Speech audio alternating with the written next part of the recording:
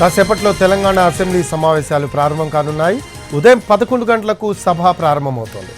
ఉభయ సభలను ఉద్దేశించి గవర్నర్ ప్రసంగిస్తారు.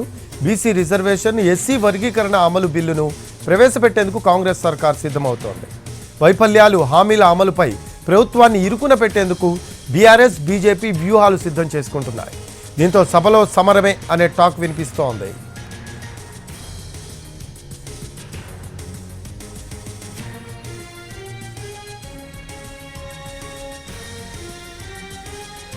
మోర్ అప్డేట్స్ మా కరెస్పాండెంట్ అందిస్తారు.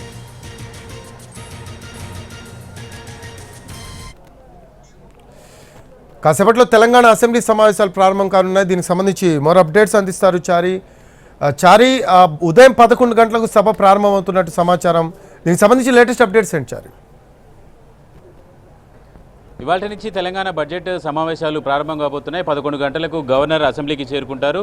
11 గంటలకు అసెంబ్లీలో గవర్నర్ ప్రసంగం ఉంటుంది. సుమారు మనకున్నటువంటి సమాచారం ప్రకారం గంట నుంచి గంట 10 నిమిషాల పాటు గవర్నర్ ప్రసంగం ఉంటుంది. ఈ ప్రసంగంలో గడిచిన ఏడాదిన్నర కాలంలో తెలంగాణ ప్రభుత్వం చేసినటువంటి అభివృద్ధి సంక్షేమ కార్యక్రమాలతో పాటుగా భవిష్యత్తులో ఏం చేయాలనుకుంటుంది అనేటువంటి అంశాలకు, అలాగే తెలంగాణ ప్రభుత్వం ఏ అంశాలకు ప్రాధాన్యత ఇస్తుంది అనేటువంటి అంశాలన్నింటినీ కూడా గవర్నర్ ప్రసంగంలో ఉండేటువంటి అవకాశం ఉంది. గవర్నర్ ప్రసంగం తర్వాత స్పీకర్ అధ్యక్షతన స్పీకర్ ఛాంబర్లో బీఎస్సీ సమావేశం ఉంటుంది.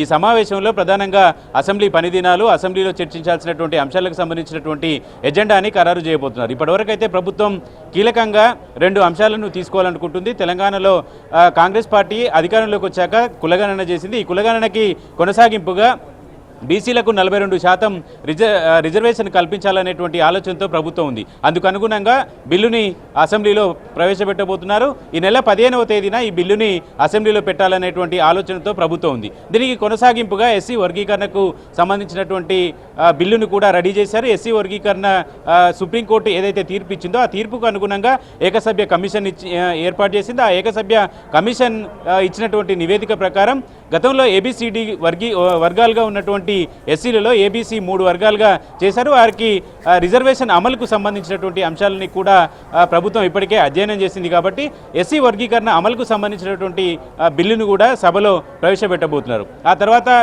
ఈ నెల 19వ తేదీన ఆర్థిక శాఖ మంత్రి, ప్రస్తుతం డిప్యూటీ సీఎంగా ఉన్న బట్టి విక్రమార్క బడ్జెట్ని ప్రవేశపెట్టబోతున్నారు. వచ్చే వార్షిక సంవత్సరానికి సంబంధించినటువంటి బడ్జెట్ దీంట్లో ఉంటుంది.